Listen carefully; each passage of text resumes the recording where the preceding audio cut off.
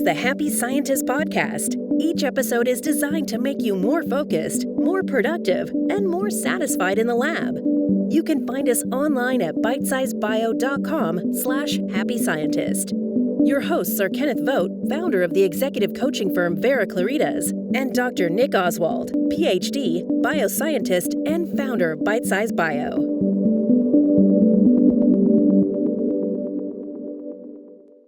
Hello, this is Nick Oswald, welcoming you to this Bitesize Bio webinar, which today is a live episode of the Happy Scientist podcast.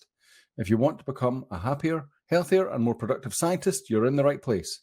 With me, as always, is Mr. Kenneth Vogt, and in these sessions, we'll hear from Ken mostly on principles that will help shape you for a healthier and a more successful career.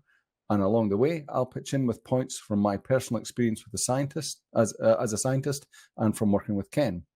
If you have any questions along the way, put them into the questions box on the right-hand side of your screen, and I will put them to Ken. So today we have a particularly cheerful and festive topic. It's pain and suffering are either necessary to grow as a scientist. Over to you, Ken. Okay. So I think the first thing I want to acknowledge for y'all is pain and suffering no doubt was necessary for you to become a scientist. Everything you've been through, I want to acknowledge it, that you've been through a lot to become what you are. It's like, does this have to keep going on? Wasn't all that schooling enough? Didn't I go through all this already? It's like, well, the fact is it's an never-ending topic. You know, it keeps changing, it keeps moving. And so it would appear that pain and suffering are going to be part of your life for the interim. So since it becomes a necessity, and I presume you want to grow as a scientist, because, you know, it's going to be necessary, actually, if you want to continue to be employable. Well, how do you deal with it? And, you know, you could look back at the past and consider how you dealt with it then, but it might be a little different on an ongoing basis. So, you know, first off, let's note you have chosen a hard career, and because of that, there are hard things to do. And how it's hard can be looked at in various ways. It's probably hardest mentally, intellectually, but occasionally it's probably hard physically even. There's no question it is sometimes hard emotionally. And you might think, I'm a scientist. I deal with data. Why would that be emotional? Well, we'll get to that in a little bit. So the first notion to consider is, does hard automatically equal pain? Does it, just because it's hard, just because it's demanding, does it have to be painful? Well, I'm reminded of a quote from Mike Tyson, the heavyweight champion. He said, everyone has a plan until they get punched in the mouth. and that may be how you feel sometimes. Like, I'm going along, I'm trying to do this stuff. It's challenging, it's hard, and then pow, I get punched in the face. And it hurts. We don't like it. And whether that punch was physical or emotional or mental, or however you choose to put lines around it, it still hurts. We don't like pain. Pain hurts. And, you know, speaking to biologists, you do know that pain serves a biological purpose, right? It keeps you safe. It may well keep you alive. You know, so pain is a warning. It's giving you a heads up that something could go a lot worse. So when you experience pain because something is hard, it is worth taking note of that. And you don't want to just pretend it isn't there. I mean, I'm not saying you shouldn't toughen up if necessary. You know, sometimes we react to really small things and as if they were terribly painful. You know, we've all had that happen. We feel a little pinch, a little poke, and we jump as if, you know, a hornet is attacking me, and then you find out it's, you know, it's something innocuous that doesn't even matter. Because that's your reaction, your mental reaction to the pain. And at some point, you start to learn what pains matter, what pains you really need to take action on, and what pains you don't have to take action on. It's still fine to note them and maybe pay attention to see if the pain gets worse, but it's not necessarily a 5 alarm fire, right? And so that's the starting point of pain. Just because you're doing things that are hard doesn't automatically mean it's painful, but pain certainly arrives at times, and we don't want to pretend it's not there, it doesn't matter, or we shouldn't do something about it. Now let's take it out another level. Does pain automatically equal suffering? Well, the answer to that question is no, because they're not quite the same. They look like synonyms, but they're not. Because think of pain this way: pain is a data point, or even a data set, right? We get information that tells us, pay attention, something might be wrong here, or something might be about to cause real problems. Whereas suffering is more emotional. It's not about the data, it's the story we tell about the data. This painful thing is happening, and this is why that's horrifying, versus this is why this is annoying, or this is why this is scary, or this is why, this signals an emergency. Suffering, well, you've probably all heard a saying that pain is inevitable, but suffering is optional. And that sounds great, as if at any given moment you can just decide to not suffer anymore. Well, that's not quite how reality works. But there is that connection between pain and suffering. You really can't suffer unless first you had some pain, and then you told a story about it, and then the story becomes all important. And if you've been a scientist, well, if you're listening to this podcast, you've been a scientist long enough to know that um, that the data is the data. It is what it is. It's been reported, and now you've got it. And maybe you don't like it. Maybe it's not the data you wish it was, but it's only then that you start telling yourself stories about it, and it starts becoming really hard to face. So let me continue on this. So let's look at the upsides. There's upsides to this. Yes, there are, definitely. There are advantages to pain. The first thing that we note about pain is that pain is a measurable fact. When you note pain, there's something you're measuring there. Whether it is that it's physically hurting you, or it's mentally straining you, or it's causing you emotional discomfort. You've got that. And then you can then assess, how bad is it?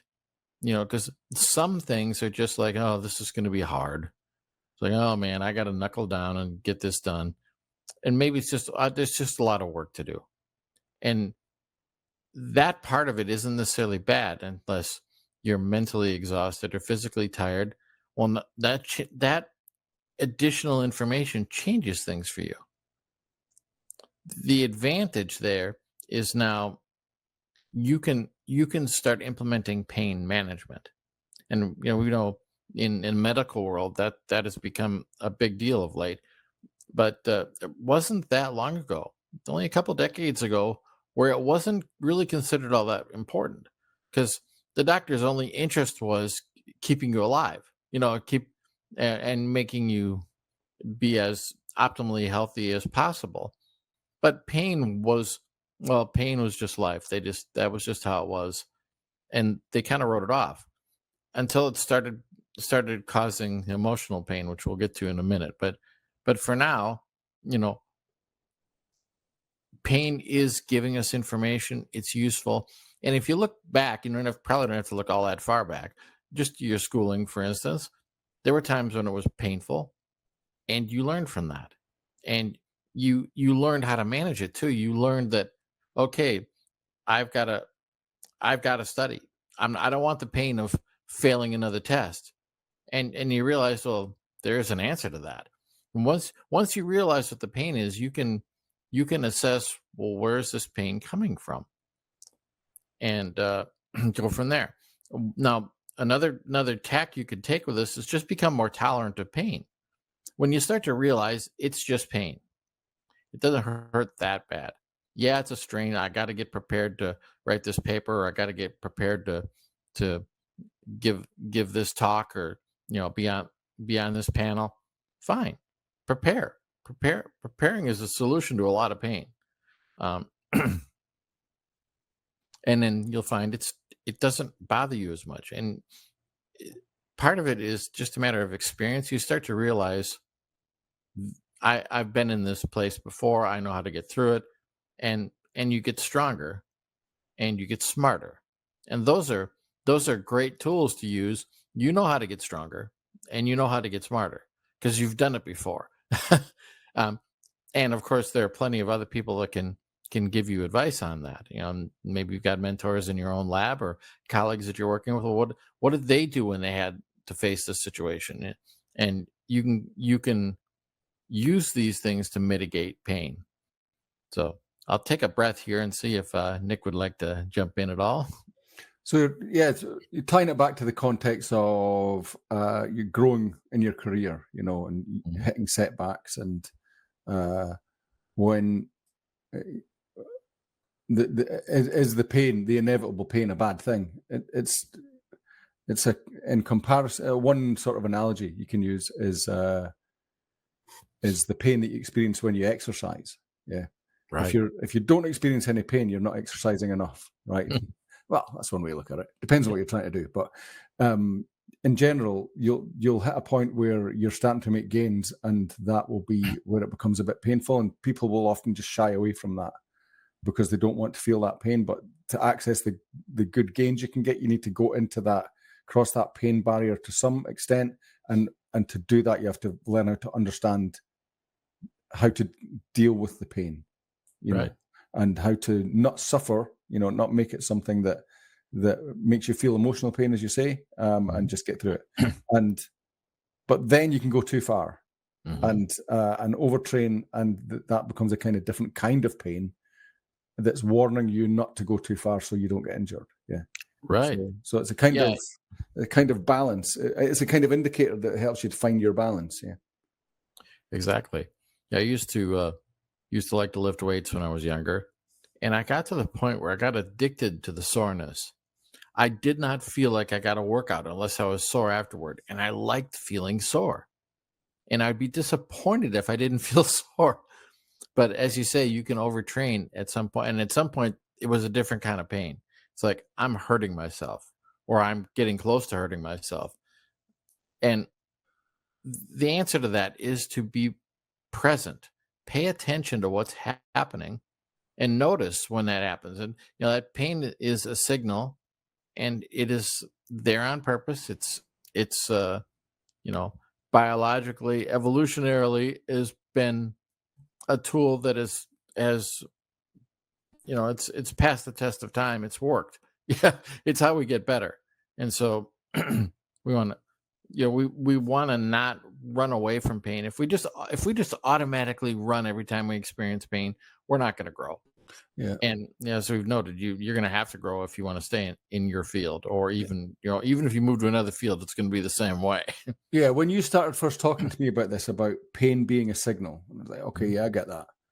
But how do I know what to do about that signal? Was kind of where I got stuck.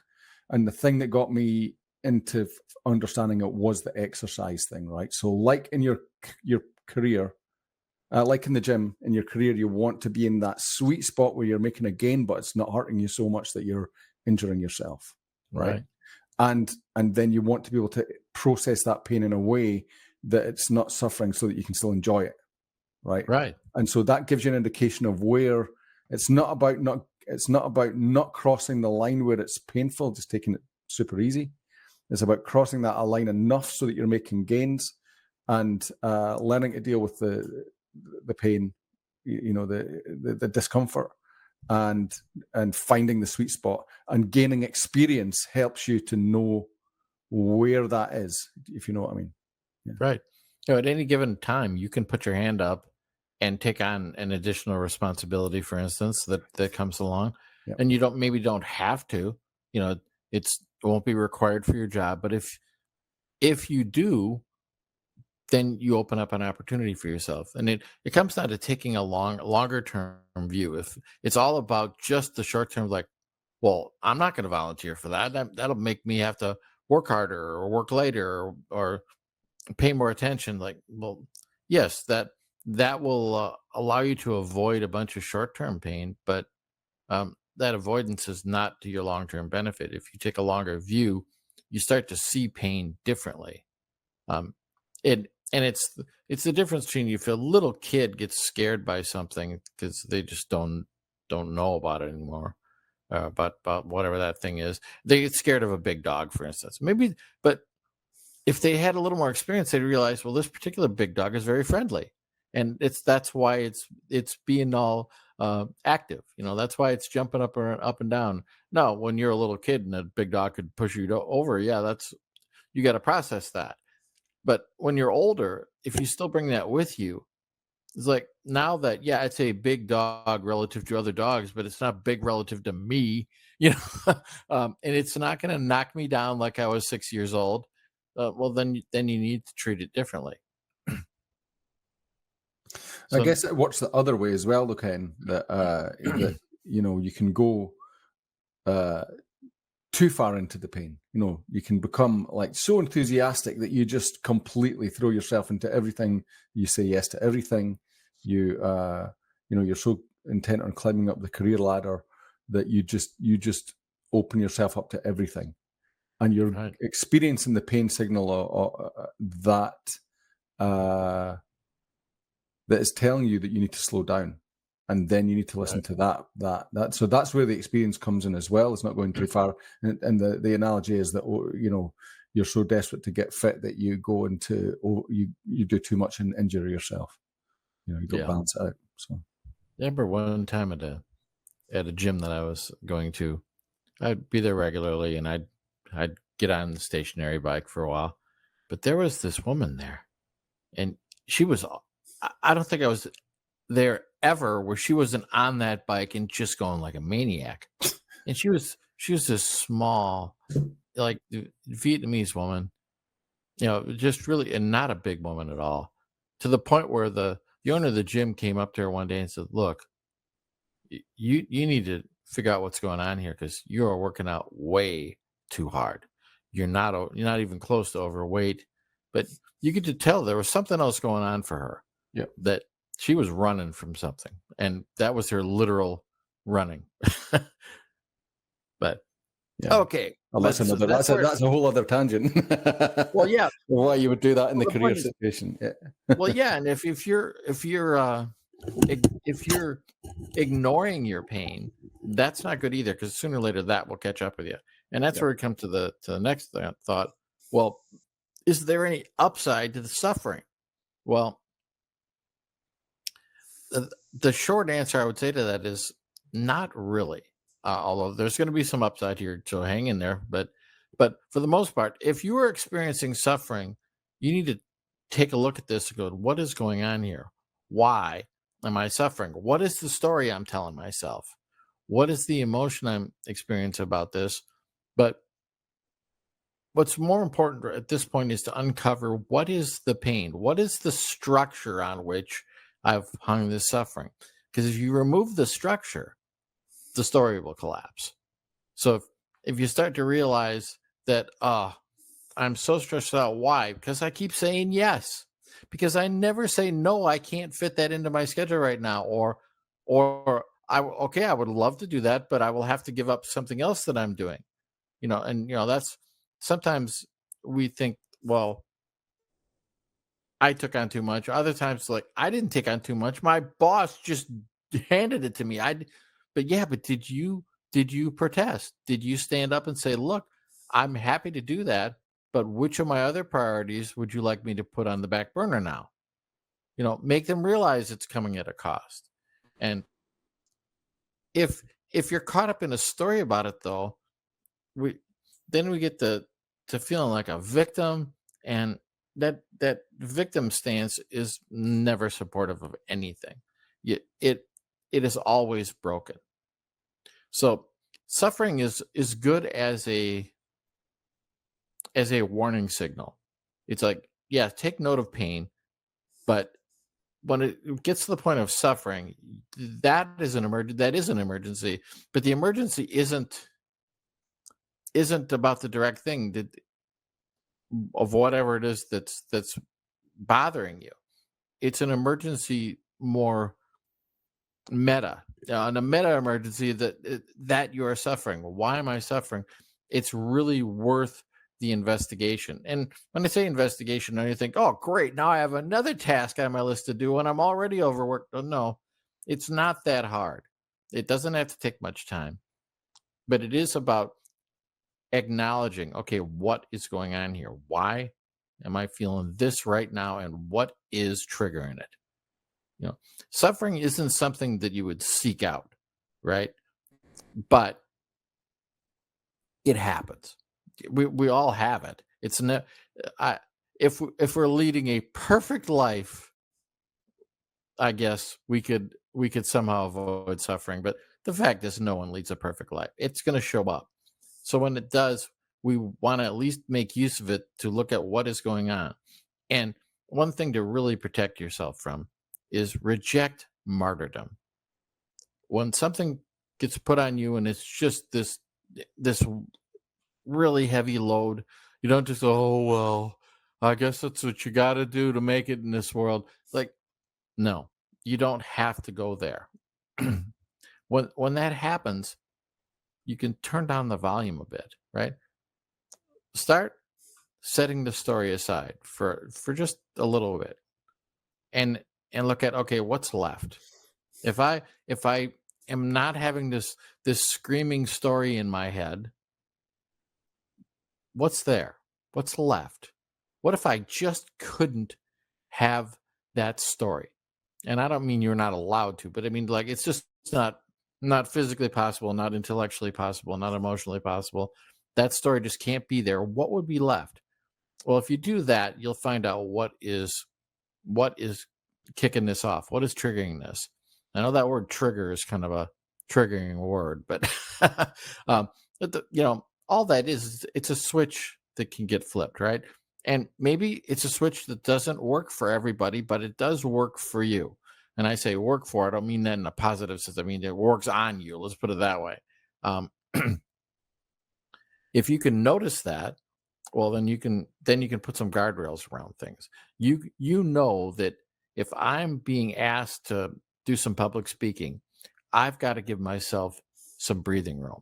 I've got to prepare, and I know I will feel much more confident on stage if I'm prepared. So I've got to take time to prepare. If I don't have time for it, I have to speak up, and I've got to make room for it. That's just one possible example. Sometimes you'll find that you find certain things are hard to do and it scares you. Like, but why? Well, you find it hard to do because you don't understand it well enough. Great. Well, now you know what to do about that. Go learn about it. And I know you're not afraid of learning. Not in this field, you're not. So, and you've learned plenty already. So you know how to learn. So use that. You've got the tools to brace yourself up for something like that. There are other things that happen more quickly. It's just like in the moment you realize that you're panicking about something. Well, again, you don't panic about data. You panic about the story you're telling about the data. So again, look at what happened here. What do I got to do to stop this from happening now? And in the future, how can I head it off? And a lot of these things will come down to that. You're going to create enough protections, healthy protections around yourself, that those kind of things won't happen very often. And when they do, they won't be just the latest and critical emergencies that are beating you down, right? You will be a little stronger. You have a little more fortification, a little more reserves, so that when something that is in fact painful pops up, you can face the pain. It's a possibility for you. Anything you want to weigh in about suffering, Nick? No, nothing to add there apart from just that emphasis that again, for me, the difference was that suffering is about how you process the pain, how you Right. what you think about the pain, and so that's all important. If you're feeling bad about the pain is a signal. Just to sum up, the pain is a signal. You just can decide. You need to decide, what does that pain mean? Mm-hmm. Is it just that you're in the beginning of you're getting into the zone where you're making gains, or is it something more serious? And then do something about it. And the suffering is mostly down to what you tell yourself about that pain. So Right. that's a choice you have. So that's just to kind of delineate that a little bit. Right. So let's give you a positive motivation for why bother to deal with this. Well, because there's a lot of payoffs from growth, right? So if you bother to notice pain, and if you bother to notice when you're suffering, then the payoff is growth. Because once you do something to deal with this, you will have strengthened yourself, you will have armed yourself, you will have improved your toolbox, and now you'll find out there's more that you can do. There will be circumstances that will now pop up that used to cause suffering and maybe used to cause pain, and they don't anymore because you're equipped to handle them. You know, after you, well, I mean, this isn't true for everybody, but for some folks, after their 10th time on stage, they never look back. It's not that hard. Or it's after their 5th time of writing a serious paper. It's not that hard. They know how to do it. They've been through it. They've developed a method, and that's what you want to do for yourself. And you use that pain, and you learn the lessons from the suffering, and it allows you to get past that. So the second payoff you get is you get resilience. And this especially comes from of surviving suffering. You will become more resilient. If you crumble every time you suffer, I mean, that may feel like the easiest way to face it, but it's not. If you toughen up, actually, it gets easier. And we've all had that. You get a blister on your finger from using a particular tool, like say, a hand tool in the garden. Well, what happens to that? Well, after you pop that blister and you wrap it up tighter, you get a callus. And now I know a callus is like, I don't have calluses. Yeah, you kind of do. we need some resilience in life, and I know you want to stay beautiful and pretty your whole life. Chances are that's not the case. You're gonna have a few scars. You're gonna have a few things happen that impacted you, but they will make it so you can keep going. And you're gonna find in some situations there are things I never want to experience that again, and that's a good choice. But there are other times like it's not reasonable for me to expect I will never experience that again. And if you're going to continue to grow, and if you're going to be a player in your space, if you're going to be somebody who is well regarded, you're going to have to have some toughness built in. And toughness is a choice you can make. And obviously you can choose to not be tough, but you got to decide for yourself, is it worth the cost? Yeah. Again, exercise analogy. It's the reason the more exercise you do is that you get better at dealing with the suffering, so. Yeah, exactly. Now Nick, of course, is in Scotland. I'm in the United States. American football is a thing I'm very familiar with. It's probably true for a lot of you in the audience. But something that's been happening lately in American football, as these athletes have gotten stronger and tougher, there was an increase in injuries, because it's like they were involved in a car crash every 10 seconds, to the point where these really elite athletes were getting concussions on a regular basis. So what did they do? They started redesigning helmets.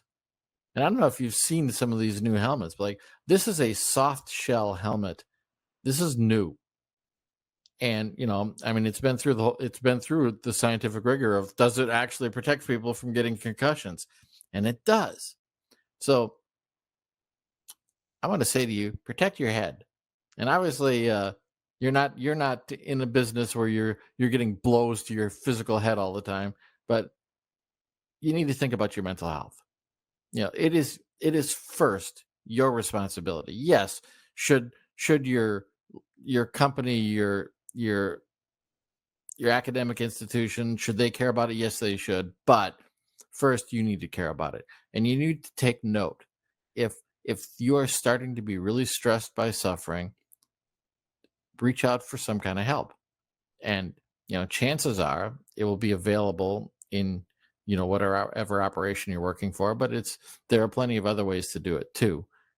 And just to take note of that, because sometimes, again, those services will just give you more tools, and you'll realize, this is what's happening to me. This, maybe you'll learn where it came from, but that isn't even required. The importance is, do you have all the tools you need? And if you don't, put your hand up, say, I need some help. There was a time when it was like a man couldn't ask for help. It was built into Western culture, and it was a stupid thing. And fortunately, that is starting to go away. And it hasn't gone away for everybody. And some people, it comes from their families, but there's no reason to be ashamed of the fact that we're human. Humans have limitations. And if you operate as if you don't have any limitations, for sure, something hard is going to happen to you, and it's not going to be good. So, I mean, the same thing that happens in the lab. There's all kinds of safety features you have. Why? Because of things that could go wrong. They're not guaranteed to go wrong, but you don't want them to go wrong. So that's why we use safety protocols. And that's why we have, safety devices. We use what's available to us. So do the same for yourself. Use what you need. And if you're protected mentally, you'll be protected emotionally. You may literally be protected physically. It's all for your benefit. And then you start to realize, I can work in, call it an unsafe environment. Not that that it's automatically or callously unsafe, but like, it's because you are working at the edge. You need access. Sometimes there's some pieces of equipment you need to take the safeties off to use them. That might sound crazy until somebody's experienced and they realize, well, if you're using a table saw and it's got a guard over the blade, sometimes to make a certain cut, you have to get that guard out of the way. It's actually safer without the guard, but only an experienced person can make that assessment. And you want to be that kind of experienced person, so that you can be one of your own foremost guides through your own career. It's not anyone else's responsibility to optimize your career. It's yours. And accept that. And accepting that there are certain places that are dangerous, and I need to take precautions. When I say dangerous, I don't mean like, it's going to kill you, but could be harmful to your career, could be harmful to your psyche. Well, protect that. It's worth it. Yes, it comes at a cost, but it's a cost worth paying. It's insurance. So, anything else you'd like to add there, Nick? No, again, I don't know. Maybe I'm the just chiming in with this analogy all the time, but this is the knowing when the pain is not is telling you something different from you're in the gain zone. It's as simple as that. And as complicated as that. But yeah, it's don't get that balance right getting that balance right is the important thing. And as you said, it's your responsibility primarily, but looking out for having other people looking out for you and who know you, who go, you're overdriving here is good as well. Exactly. And at the end of the day, other people have managed this. They've walked this road ahead of you. You can walk this road too. You're up to this, and you've got more knowledge than they had at the time. Because science keeps expanding and more is known. And Like, I will grant you that, again, that is a hard environment. There is a lot to know, but you got this. You can do this, and other people are doing it, and you're surrounded by people who are doing it. So, team up with them too. Science is a collaborative effort. It's for everyone's good and everyone's protection.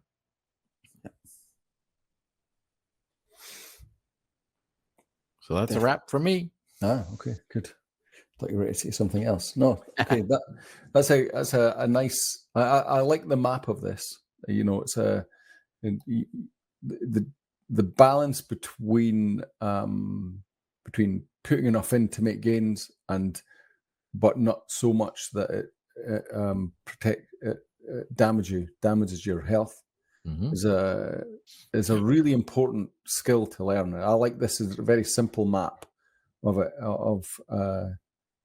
being aware of the role of pain in telling you where you are on that curve, mm-hmm. and what to do about it and how not to suffer. So Right. It's relatively simple, but there's a lot in there. But that's a relatively simple map to just begin thinking about how that works. Quite accessible. Cool. All right. So thank you again for that, Ken. Another Thank you. Great insight. And thank you to the audience for listening in, whether that be live today or on demand. If you've enjoyed this, please subscribe to The Happy Scientist on your favorite podcast platform or on YouTube. That will help us to reach more people who can benefit from this. Another way this can reach more people is if you tell your colleagues, any colleagues that you think would find this useful, point them to the Happy Scientist page on Bitesize Bio, where they can sign up in whichever way suits them most. And also, come back and listen to the earlier episodes if you haven't done so already. Those are packed with equally useful wisdom as today. It's a toolkit Ken is unpacking here. And I don't know what number of episodes we're on, but it's a lot. And there's a lot in that toolkit. You could listen to that in the background and just keep adding to that toolkit and adding little bits of wisdom in your day while you're culturing cells or whatever you're doing, the sort of brainless stuff you're doing in the lab. So I think that that's a wrap for us for this year. We will be back in the new year with some more Happy Scientists. But until then, good luck in your research and goodbye from all of us at Bitesize Bio.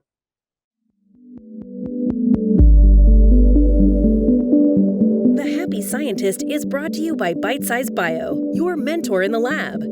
Bitesize Bio features thousands of articles and webinars contributed by hundreds of PhD scientists and scientific companies who freely offer their hard-won wisdom and solutions to the Bitesize Bio community.